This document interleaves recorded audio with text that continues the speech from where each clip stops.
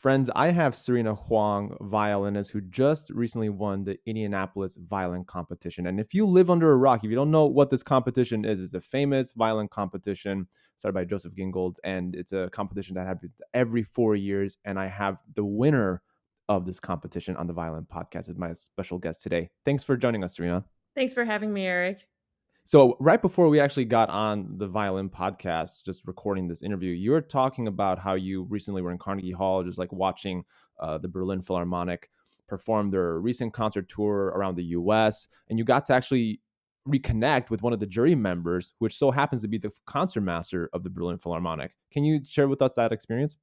Yeah, it was really great because when I was at Indianapolis, we were not allowed to talk to any of the jury members. So during my whole, 2 or 3 weeks there, I didn't have a chance to talk to him. But afterwards, after the competition, we were messaging each other back and forth, and he was very, very nice, very supportive of my playing, and it was just so cool to get to talk to him because, of course, growing up, I was listening to the Berlin Phil and um, have loved his playing, and it was just so cool to be able to communicate with him directly. And yeah, so then we went to the concert. Or I went to the concert, and I went backstage to meet him, and he introduced me to just other members of the orchestra, and I met some people backstage that I also recognized. So it was a really good time. Yeah.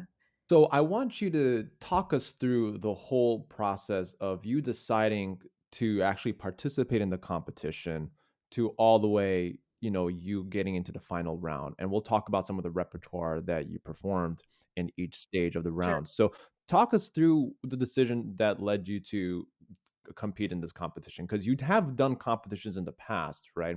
But I Yeah. want I want to get your take on that so that our audience can learn a little more. Yeah, absolutely. So I sent in my pre-screening tape in March, um, but I had thought about and planned on applying for it since like December or January, I would say. So this whole process is like a, I don't know, 9 or 10 month long journey. um, and it was actually because I think what I heard was that this year the application for the Indianapolis was more, they had more requirements than any other year. So they had, okay, let's see if I can remember this correctly. They had Mozart Violin Concerto, first movement, and they needed two movements from Bach, and I believe it was one Paganini Caprice, and then a full concerto. So that, and I think that's it. So that is actually quite a large amount of repertoire that you need for just the pre-screening. And I think, like what I said, this was the first, maybe the first time that they had so many repertoires required for the application, and also they had the requirement that, like, for these in between the movements, like for Bach, for example, or for the concerto, it had to all be done in the same concert, in the same performance. It's not something that you can do a take one day and then do the other movement the next day or something like that. So anyway, the application itself was, uh, there was a lot to prepare, and also they had, I think, 3 recommendation letters that was required as well. But anyway, I finally was able to send it in March, and yeah, and I've, this competition means a lot to me because my family kind of saw this competition like the Olympics. It being held once every 4 years. And when I was like, I don't know, like 9 years old, I would just kind of gather around with my family and we would watch the live streams of this competition. So I really watched it growing up once every 4 years. It was actually like more exciting than watching the Olympics because it was violin. So Of course, right? Yeah, of course. I mean, like, I felt it's so funny we're talking about this because, like, the World Cup is I happening at know, right? the It's time, happening right? yesterday. In Yeah, Qatar, yes. and it's Yeah. so weird. First of all, it's weird that it's like in like November. Normally, it's like in the I summer, know. but It's that's a strange weird. thing. But yeah, but I do very much understand that like a lot of violinists that I talk to, competitions and winning orchestra auditions are kind of like Olympics because they don't come around often, and Oh, they don't. And there's so many factors that are involved too. I mean, there's just yeah, but as a 9-year-old when I was like just starting to play sort of watching people that can actually play these repertoire and you know are ready to perform and all that stuff. It was a really cool learning experience for me and um when I was young I was like, "Oh my god, what if one day, I could just be in the first round, it'd be really cool, just to participate in some way." Um, and the last couple of times I like 4 years ago, the previous time, I wasn't able to apply. I had concerts at that time, so the timing never really worked out. This was my first time applying for Indianapolis, and I really want to do it because I think this would be one of my last times because they have an age limit. I'm 28, so it's like, um, I was like, I gotta try this. This is my last you're shot. like, I'm getting old. Yeah, I know. I'm Basically, getting like old. These I was youngsters. meant to. Yeah. Yeah, no, I that's amazing. Let's dive into some of this repertoire because when I was watching your recordings, you had Brahms, second violin sonata, which is a dear favorite of mine because Yeah. that's actually one of the first Brahms sonatas I played with my wife in school. No So she's way! a pianist, Yeah. yeah. So I really connected, and actually when we were, when I was prepping for this interview to talk to you, I was like, "Oh, wait, she played Brahms' second violin sonata. Okay, let's check this out." And then she was like, "Oh," my wife was like, "Oh, well, wonderful colors. Oh, that's so great. Oh, I love this." Right? Oh my god, So so sweet. yeah, and then you also played Bach C major, which I definitely Mhm. want to touch upon also because that's like gargantuan fugue. I know Oh how difficult my god, that fugue is, but yeah. I can see the stress on your face already. Just reminded of And that the fugue. Like, oh. fugue. But Yeah. I do want to talk about the repertoire because the is do you select the repertoire or does the jury members like once you finish the pre-screening, do they like select the repertoire for you and you kind of have to present it during the competition? How does that work? Yeah, it's a good question. So and this is actually quite standard for most competitions. So the pre-screening, even the pre-screening, they have pretty specific repertoire they require. Um, but once you get to the competition, they are quite specific about what they want. Sometimes, so most of the time, actually, I should say, let's say if you're playing Bach, they give you a list of Bachs that you're allowed to choose from. And Paganini is different. Paganini, you can just choose any Paganini. Um, and I think you could also choose Last Rose of Summer by Ernst and also Milstein's Paganini or something. But either way, most of the time it's like, okay, here's a composer and this is the list of repertoire that you're allowed to choose from. So in the second round, let's say Brahms sonata, it was the romantic sonata category, I believe. So it was a list of romantic sonatas that you can choose from, and I chose Brahms sonata number two. And you could choose. I mean, the list probably I would say is like I don't know, 10 sonatas or something, and you could choose from that. And again, same thing with the final round concerto. You could choose, they give you a list and the Mozart concerto. So it's in a way there is freedom because there is, they give you many, many options and you choose the one that speaks the most to you. Um, but at the same time, it's not like you can just play anything. There's also a certain amount of time that they want you to play. They uh, and there's also a maximum where you're not allowed to go over that certain time. But so it's freedom in the sense that you can choose, from what piece from this particular composer they require to play from. But yeah, it's not like you can just, you know, decide your own program completely either. So I think this was actually quite a good balance in terms of the freedom to choose what I want to play, and also like the kind of composers and works and styles that they want to hear. But I think that's typically pretty standard for most international competitions. Um, I think I know maybe like one or two competitions that are like, okay, play half an hour of whatever you want to play kind of thing. But typically it's more like this kind of procedure.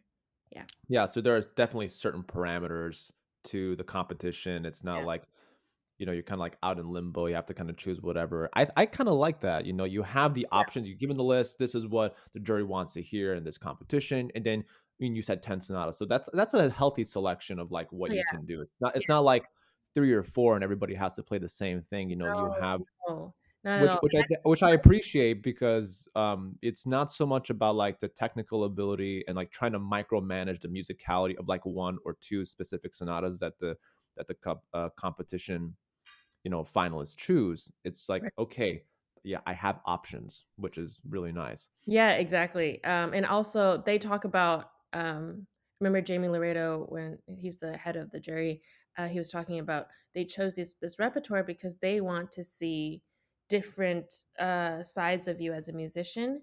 So because let's say they say, okay, play anything you want for 30 minutes. You could play 30 minutes of one style, but they want to make sure that they hear all sorts of different styles, different periods of time, different composers. So that's why they have, okay, here's a romantic sonata, here's a classical sonata, here's, all of that kind of stuff. Yeah.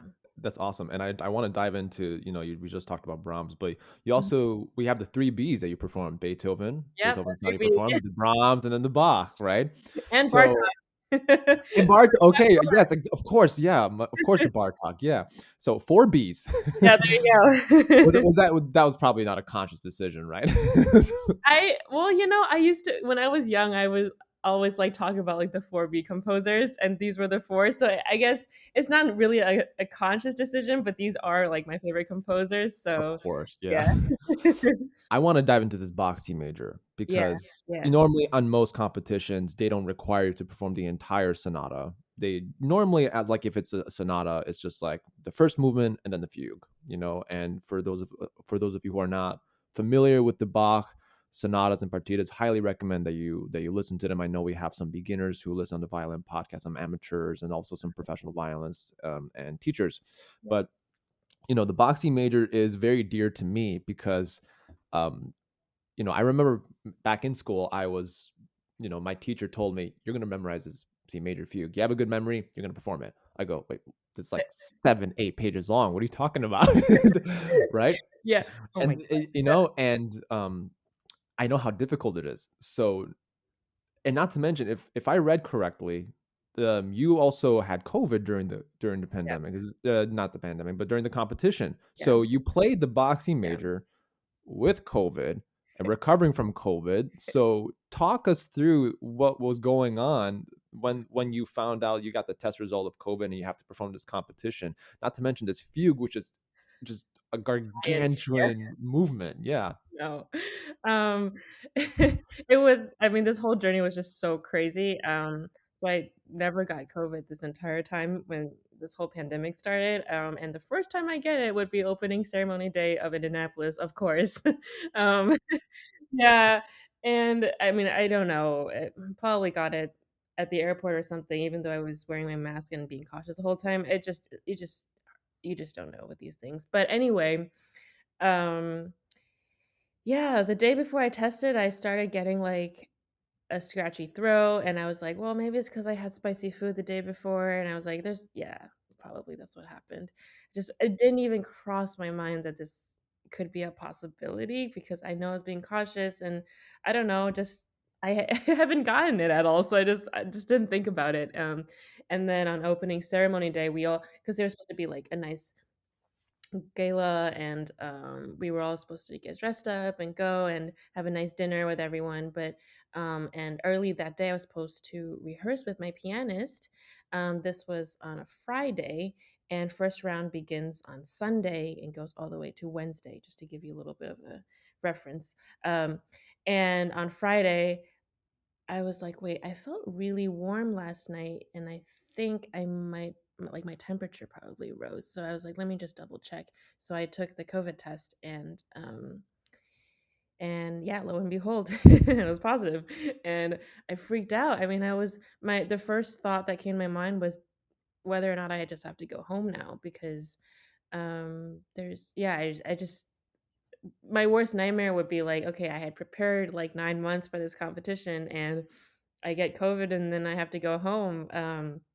So I called the executive director, Glenn Kwok, and I said that I have COVID. And I was like begging, I was like, can I please still play though? Like, please don't send me home. Um, and so this was Friday, and he said, well, you just basically made the cut because you need a 5-day quarantine. Um, and so Friday, Saturday, Sunday, Monday, sorry, Friday, Saturday, Sunday, Monday, Tuesday, Wednesday, and Wednesday was the last day of first rounds. So he basically moved me to the last participant um, of everybody. So I played Wednesday night at like 7 p.m. Um, and so that would have just fulfilled the 5-day requirement. And That must have been mentally exhausting for you. For I can only imagine that you have all this, pressure of getting ready for 9 to 10 months, and then you're like one of the last participants of the first round. Man, that was um yeah, that's next level. But no, good, really awesome. It just shows how like you have to be mentally fit for these kind of competitions too, because anything can kind of go your way. And that's something that I teach my students, Trina, that like one day you're not going to have the luxury of warming up, right? oh my You don't, God. and I Yeah. want you to speak to the student. Please, I want you to speak to my students right now how important it is to be prepared all the time. Well, Because this is like proof. yeah, no, no, no. This is actually a really good point because um, preparing, especially for this first round, because personally, I felt that this first round was in many ways the most demanding round. I mean, playing the two movements of the Bach and the Paganini, two Paganinis, and the Mozart sonata. Um, and also it included a short encore piece. But it was mainly like the unaccompanied works back to back that was like with no rest at all. It's just like it's so demanding and you need so much concentration. In order to prepare for it, I woke up at like 8 a.m. or 9 a.m. For the week before the competition, and without warming up, just playing through the entire first round. Um, and I would just, yeah. So the point of that is to not warm up, to play and to see where you're at because that's where your real like level is because when you warm up and your violin sounds good after a couple hours, like that's not as accurate. It's like, okay, if without warming up you can sound like this, and you try to raise that bar, then you know that when you're actually performing with a little bit more adrenaline and you probably would have warmed up a little bit, um, then it's only going to add from there. So, but to always raise that bar to know where your like basic line is with these pieces, I tend to find it very helpful to just kind of run through these pieces, especially before like a big performance, run it through and in a situation where it feels very uncomfortable. And if you can play well under those circumstances, then you'll be okay. It's also it builds your confidence with these pieces too. Then you know that at a competition or at a big performance or something, you're going to feel a lot better because you've already put yourself in these uncomfortable situations. Because a lot of times in like a practice room, like no one's there judging you, no one's there listening to you. If you sound bad, it's okay, like you're super comfortable. But Actually, it's funny. I had a question, for you. Did you have lessons, or did you have like a specific coach in preparation for this competition, uh, or was this half and half? All you guide us through that. this time was a little different, yeah, because the previous competitions that I had done, I I was in school through all of those. This is the first competition I did that I wasn't in school. So and during the pandemic and everything, it was difficult for me to, find a place and time to see my former teachers as well. Um, and so basically this competition I had to do everything on my own. I had to prepare everything by myself. And there were definitely challenges to that because I had to kind of be my own teacher. And that was such an important learning experience for me, to know that to have my own standards, right? To know what I think is good enough, not what my teacher thinks is good enough, but what I think is good. And if I find an issue, I have to figure out how to, how to work it through, how to find a solution to it, and not be dependent on somebody else. And a lot of times, actually, I thought about what my teachers had taught me, um, and and I often think that's what, like, great teachers do, right? They teach you to become your best teacher.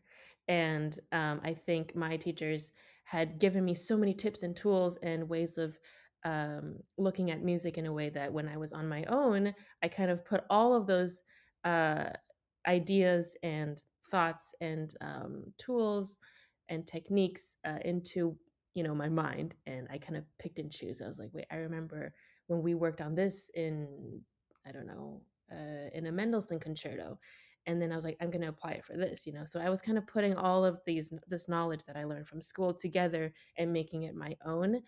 So this was my first time, preparing all of this repertoire uh, on my own. Of course, there are some pieces that I had played before. I had learned when I was back in school, so there are some influences from teachers and things like that. But there were also pieces, for example, the Brahms Sonata Number 2. I learned completely on my own. I had no lessons from beginning to end. Um, so that one was like really, really all the musical styles and stuff was just formed by me, basically. And then, I mean, of course, So that was a pure Sirena Huang interpretation. Like basically that's something that you say that, yeah. studied. Yeah. Yeah, yeah. Yeah, of course. No, but no, I really admire that Brahms because you actually challenged me while I was watching. I'm like, oh, she did such a unique bowing there. I'm like, I think I might want to do that too. And I think that's also like the point of competitions. It's kind of to see what's possible, to Yeah, see what's possible, and to kind of use like an old classic and to how does this piece sound in 2022 back yeah, compared to how does this piece sound back in the 1950s. I think that's yeah, that's it's an evolution of our interpretation. As we gain more knowledge, we get more scholarship towards these right, right. pieces. So I want us to talk about the tips and tools and tricks for violin playing towards the end of the podcast, but I do want to dive into some of the other things that you have worked on in your professional violin career, such as the TED Talk that you've done many years ago. Yeah. I want you to share with us what this TED Talk was about, and why this particular topic really inspired you to do this TED Talk. Yeah, definitely. So wow, this was many, many years ago. I was 11 years old, and when they invited me to give a talk at TED, and at that time, as an 11-year-old, I had no idea what TED Talk was. If I'm I have to admit that I was like, "Okay, so I'm gonna go there and perform, I guess." Um, but but then I realized that, like, "Oh, wait, people, like, actually talk here, like, you don't just play, you have to say something also." Um, You have so to sound smart. yeah, that sounds smart. I was, like, 11 years old, so I was like, "I don't know what's happening." Um, and so I was kind of, like, talking it through with my dad, and I was like, "Alright, these people are smart. What can we offer on the day?" Like, so we thought about what TED stood for. It was technology, entertainment, and design. And I thought that it might be fun to kind of relate violin and violin playing to these three aspects. And so we kind of came up with a little speech that, like, the first paragraph was, was technology, how the instrument works, and the next part was the entertainment, what we're trying to convey when we're playing, and the design, which is like, what it's, how it how the instrument itself is designed and how the performances are designed and things like that. So I was just kind of like making little, trying to make these connections and stuff. And I also did some playing. Um, and this was the first time I ever spoke in front of an audience, really.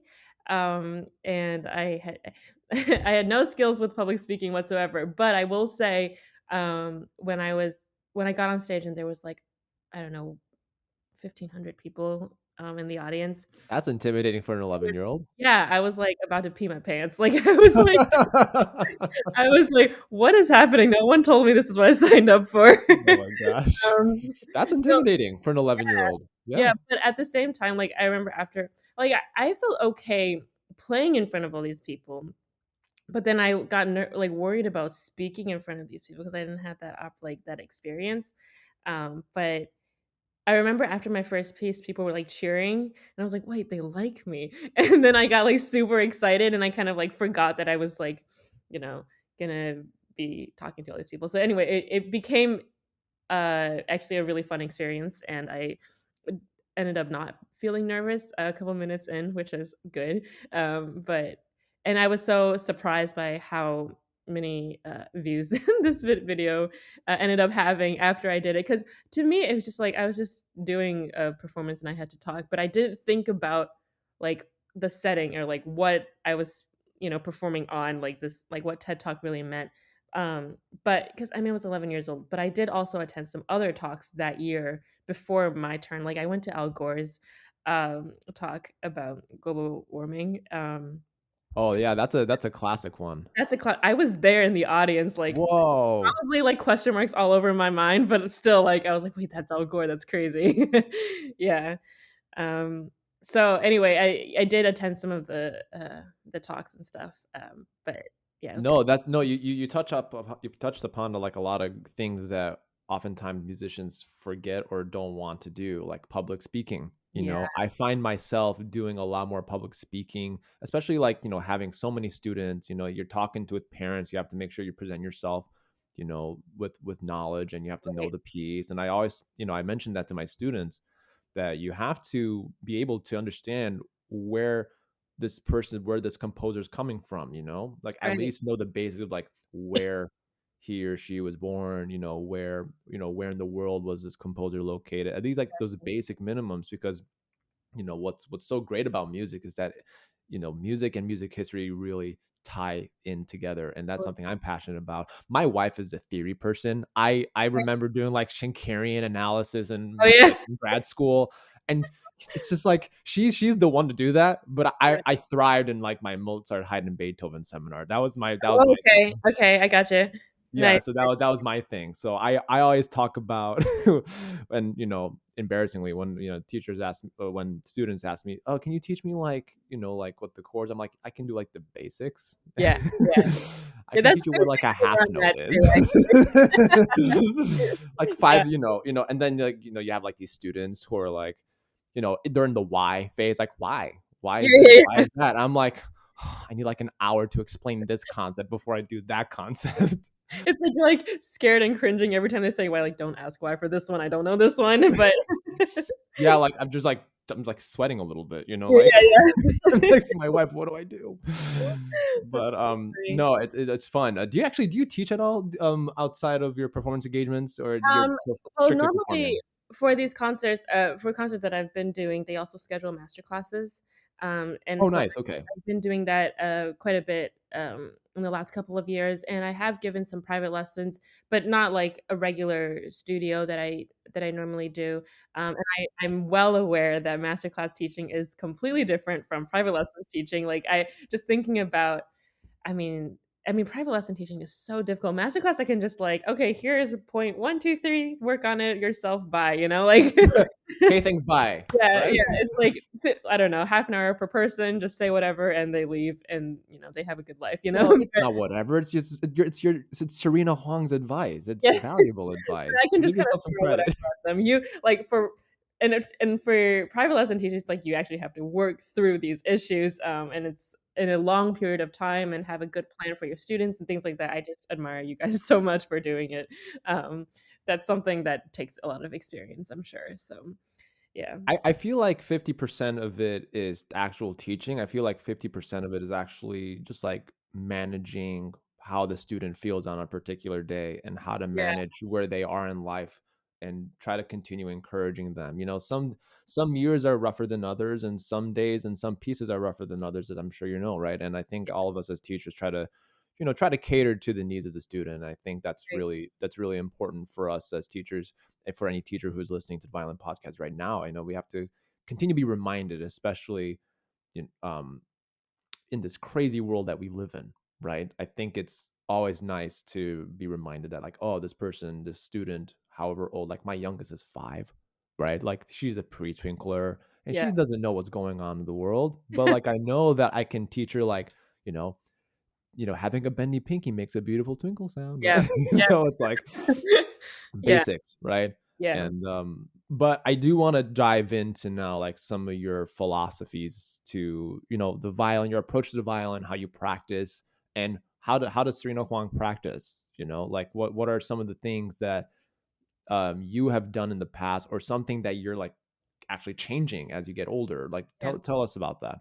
Um, yeah, wow, that's a big topic. I think so when I was younger, I had a teacher that he kind of practiced with me. So he built a lot of technical foundations for me, which I am like eternally grateful for because I think these foundations really affect how you play basically every note on the violin. um, so we did the Carl Flesch scale system. We went through a bunch of Sevchik books, like the Sevchik double stops and the shifting. Love it. Yeah, all of Every student listening, yeah, do it. I I mean, told you like, so. listen to your teacher, and they tell you to it's like, it's kind of like eating your veggies, like, no one really, like, loves doing that. Well, yeah, if you don't like For veggies. anyone who's listening, my hands are in the air Yeah. because like, Yeah. but No, I yeah, mean, I'm not just saying that. I mean, I truly, truly think that, especially when you're younger and you are developing, your fundamentals for playing the violin. This is gonna, it's kind of like it, you're building such a great foundation for your future life in music. So, um, finding the time to dedicate yourself to figuring out what an octave feels like on the violin on every position. Because on the violin, like intonation is like lifelong, right? Something you just work on all the time. But if you have a good sense of, for example, what the octave feels like in the first position versus in the eighth position, and learning how to shift in a way that is seamless, effortless, how to play in a way that's effortless, that is going to help you when you're older, for sure. Um, and being able to play scales, I mean, a lot of these pieces, all of the difficult passages, they're just made up of scales. They're just different scales put together, honestly. Um, so if you can play scales well, then you can play probably half of the difficult passages well too, and double stops to uh, learn how to have good hand shapes and hand forms. I remember the first time I had applied double stops to a piece was when I was playing Preludium and Allegro, that last page. That man, like you're preaching to the choir. yeah, That's no, all about hand frame. yep, all about hand frame, like all that cadenza with all of those double stops, basically. I mean, you're playing them as single notes, but like your hands should not be like all over the place. You're playing double stops. Like you should be able to see different groups of hand shapes and stuff. So that kind of stuff, practicing technique and having designated time for it, I mean, I think it's so important. So when I would say, I'm trying to think about like the age range where I really focused on technique. I would say 9 to 16, I would say ish. Yeah. I mean, of course, I continued practicing technique after that too, but those were the years where I would spend maybe 2 hours, doing scales and etudes and working on my vibrato, doing vibrato exercises, all of that kind of stuff. And I went to a summer program called Encore, and this was in Ohio. And I went there since I was 9 years old. And those summer programs, it feels kind of like boot camp because they have this thing like where we have performance class at 8 a.m. So Ooh, yeah, I know. that's rough. Ooh is right, yeah. So, one, you can't warm up, but before you play your piece, you have to play the entire arpeggios, like the entire circle of fifths. So Ooh, you play that's an ev idea. yeah, from C major through everything all the way to G major, so, like, all the keys in between. And we had to, like, perform that in front of people, so, um, that Yeah, was I did that in college. I don't know if I were a professor, I don't know if I yeah, well, maybe if I don't that's know if I do that, that's but the only yeah. time I had to do that, like, performing in front of people, but that was, when I think about my experience at Encore, that was, like, a very deep impression in my memory because it was, like, so unique to that particular, summer festival, but, anyway, my point is, like, it's, scales is very important. I guess I'll just say that. Yeah. Okay, great. I love that. And for all the books that Serena mentioned, I'm going to leave links down in the description below. So make sure you go to the podcast notes, click on those links for you to get those copies. I'm a big believer in Check. I actually love the Opus one, the very first Yep, book for Opus 1. Yep, I did Opus that. one, dexterity in the left hand. That's like a great left hand exercise, and it's also really cool. Like sometimes the scale books can be really intimidating. Like that Carl Flesch is Yeah, not for when you open everybody from the it, beginning. it's like a sea of like black dots, right? Exactly. And then there, even the parents, I'm like, wait, we have to enforce this upon our child. So Yeah, I'm yeah, like, okay. And I'm like, in time. So, yeah. I have other, scale Yeah, books that and I it takes recommend, of years course, right? to But the get through. Self Check for Yeah, me is great because if you're not into scales entirely one day, it is, it is like a scale like passage. So you are working on broken thirds, you are working on stepwise motion in first position, exactly. second, third, fourth, whatever the case may Yeah, be. And yeah. then you start working on, like the double stops, and then you start, moving the other fingers. Yep, So I'm a big believer in that also. I think even when I practice that with my students, I felt that I've become a better player because I'm practicing with my with them, students, right? Yeah, just that, yeah. yeah. And then it just goes to show that, I had a performance, just 2 days ago. I performed like a, orchestra, concert choir. I was principal Mhm. second, whatever. And I was telling my students, I just had 2 rehearsals for this, Yeah, and you just have to kind of know your part. You walk in, you do your thing, you do your business, and then you walk out, and then you live your life, and then whatever happens out of life, you kind of have to like continue to stay focused. exactly. Yeah. Uh, and actually, speaking of etudes, there's one more that I would like to add, and this is something because you asked, if technique is, something that's ongoing or if there's anything that I'm still working on now, and I thought I just wanted to point out, like, actually several months ago. So actually, before I start, the way my fingers are, my pinky is, like, extra short. Yeah. Oh yeah. Oh man, I'm sorry. Yeah, I know, right? Like You're so sorry. Like I'm the opposite. Like I mean, if you, I'll leave a link of the YouTube interview like down in the podcast below, so that way anyone who is just listening, you can click it. But I'm the same. I mean, my pinky's a little bit higher than yours, yeah, you, but like, at I least have I have here. big hands. I'm like 6'1", so I have like large Okay, hands. okay, yeah, So, but yeah. but what's great about your fingers is that they're long and they're skinny. They're long and skinny, right, right. But, like, my pinky is, like, super short. It doesn't even reach this line here, so it's, like, kind of short, and then my middle finger is actually very long, and I don't know, it's just yeah, it's like, when I was young, like, for example, like, the C on the A string is always high or F on the D string. Like, my every time I put down my middle finger, it just, like, creeps up high. So, intonation was, like, I mean, it always is a tricky.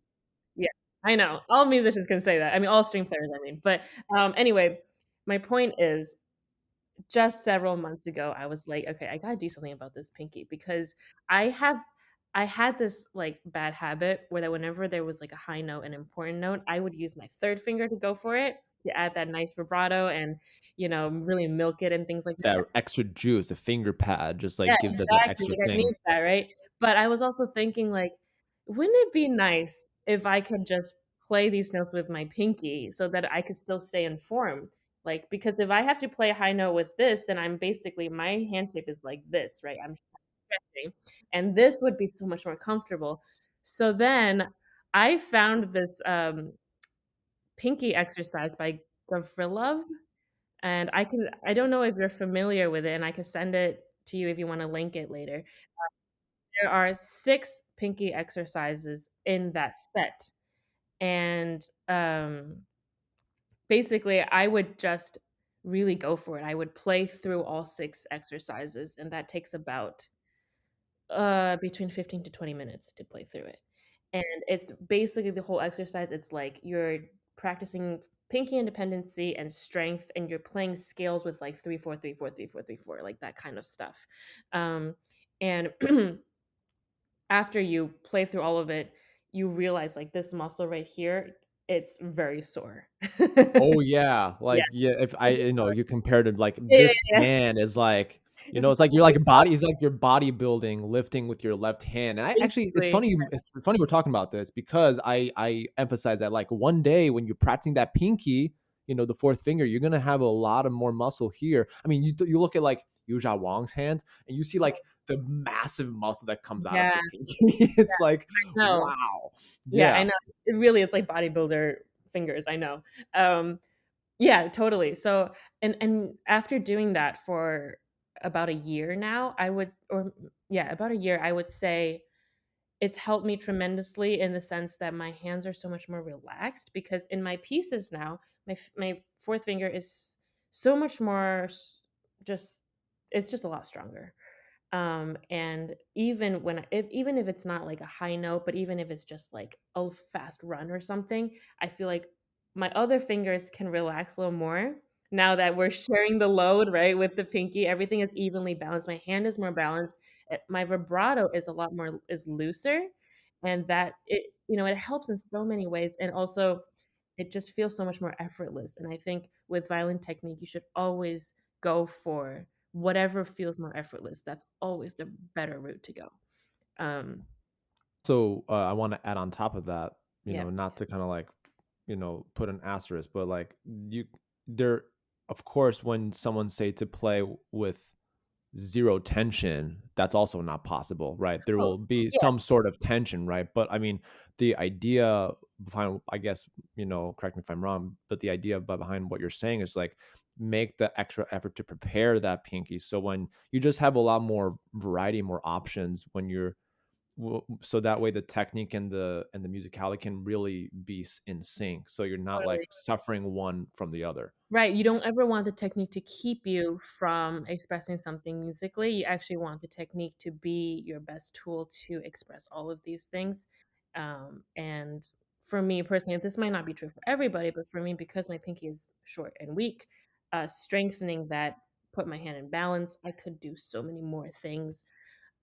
So that was a really cool discovery that I recently No, came. that's Yeah. awesome. Yeah, I think it also just goes to show that even, like, professional violins like you and even violinists who have been on the performance circuit for many years, they're still constantly trying to improve, like, Oh my an God, aspect lifelong of their student playing. It's here. it's a lifelong student, yeah, and, like intonation, right? Like, intonation I always tell my students that, like, if someone says they have perfect intonation, they should just leave, and Yeah. they should just, like Don't. You know what I it's mean? like, Like don't get me started, right? But because the moment you start getting comfortable with the idea that you are good in intonation is when you start declining. Yeah, And that's when you stop listening. that's when you stop listening intently, right? Yeah, And you know, like you said, like your teacher played with you, you know, yep, growing up. I yep, play with my students too because all the time, yep. you because it's just like trying to help them understand what a tartini tone is. How is the resonance supposed to sound on, like, a third finger on A? Like, why is this finger not ringing? You know, Right, like, I'm trying. right. Those are some of the things that I teach, and some of the things that I teach on my YouTube channel as well. And I'll also leave a link down in the podcast notes just to kind of help students, you know, get the most value out of this podcast. But as we run out of time, Serena, I wish I could nerd out for like another hour because Me this is too, just I'm all about awesome. it. Yeah, but I do want to help our audience out to leave with some practical tips after today's interview. So, what are some practical tips that any violinist of any level can take out of this, you know, take out of this podcast and like apply in the practice room today? Sure, practical tips. I guess I have several that I could think of right now. I think when you're practicing, always quality over quantity. So, um, let's say you want to do 4 hours of practicing. Um, if you are not feeling focused at all, then it's more effective to do 2 hours of really concentrated work than 4 hours of not concentrated work. Because when you're practicing, you are reprogramming your brain. So whatever you repeat, whatever you do, that's gonna stay in there. So if you are practicing 4 hours kind of mindlessly, you are building a lot of bad habit, which will take even longer to unlearn. Um, so you rather practice the right way, but a shorter amount of time. And I will also say it's helpful to kind of break up your practicing in a way. I mean, not like, okay, 5 minutes, 5 minutes, but like it maybe 1 hour and then take a break and then another 2 hours or something, so that you can stay focused. It's not, just make sure that you're not ever really practicing just for the sake of putting in the hours, but you're practicing because you want to play better, that you are programming your brain in a way that is the right way, is the way that, um, yeah, it can really affect your playing when you're performing. So that's kind of like a practice tip that I have learned over the years, that this is really important. If you play, I remember when I was younger, like if a passage is out of tune, I would just play it over and over until it's in tune, right? And then the first time I get in tune, I'm like, "Hey, great, I can move on." But then what happens is like you play this passage 5 times. 4 of the 5 times is out of tune, and the 5th time is in tune, you move on. But what happens with your brain is that you actually are repeating the bad, unsuccessful times more times than when it was right, So you wanna try to overwrite that and, repeat the successful experiences more so than the failed experiences. Um, I love the word that you used. I love how you said experiences. Like yeah, the experience of feeling the passage in your hand, the exactly. experience of what it sounds like in tune. I think that's a great word. Absolutely. It's practicing is really about experiencing and feeling what everything you're doing really is about. It's kind of taking it apart a little bit. And I think my other tip would be for those of you that maybe experience nerves when you're performing. And I will say that this is something that I always, always feel. Like now, today, if I were to perform, I will feel nerves. Like it doesn't matter how many times I've performed in my lifetime, nerves will always be there with me. But so my teacher, it's at Perlman, when I was studying with him at Juilliard, my favorite advice that he gave me was that when you're nervous, let the music be your distraction for your nerves. So instead of thinking about, oh my God, I'm nervous, and you keep like zoning in on the fact that you're nervous and you can't focus on the music, think about when you're on stage and you're feeling shaky and you're feeling nervous, try to be as involved as you can in the music itself. Try to play the most beautiful phrase you can think of. And the more into it, like music will actually help you get less nervous, because the less attention you give the nerves, it just kind of like paces out a little bit, at least, or it just lessens a little bit. So, um, the more involved you are in your music, then, you know, it's going to feel a lot more natural. So let the music be your distraction for nerves is another really great advice for performing, I think. Yeah. Friends, I want to thank Sirena Huang for being on the Violin Podcast, for sharing her wisdom, sharing her experience with the Indianapolis competition, and for people who want to get to know you a little more outside of this podcast. Where can people find you? Yeah, you can find me on Facebook and Instagram. Instagram is just my name, Sirena Huang, and Facebook is, I believe, is Sirena Huang Violinist. Or you can just search me on Facebook. You'll Yeah, find. and of course, I'll leave links in the podcast show notes for people who want to get to learn more a little more about Serena. So, Serena, this has been awesome. I wish we can have this interview in person one day. Yeah, that'd And be that's my goal. That's my goal with all my guests, that we can have like, maybe like a round table of like violins geeking out about certain stuff in Oh, person. thirds. How So do you play thirds? yeah, but well, yeah, I don't want to overwhelm our audience too much, but Serena, this is amazing. Thanks so much. I really appreciate your time. Thank you, Eric. Thanks for having me.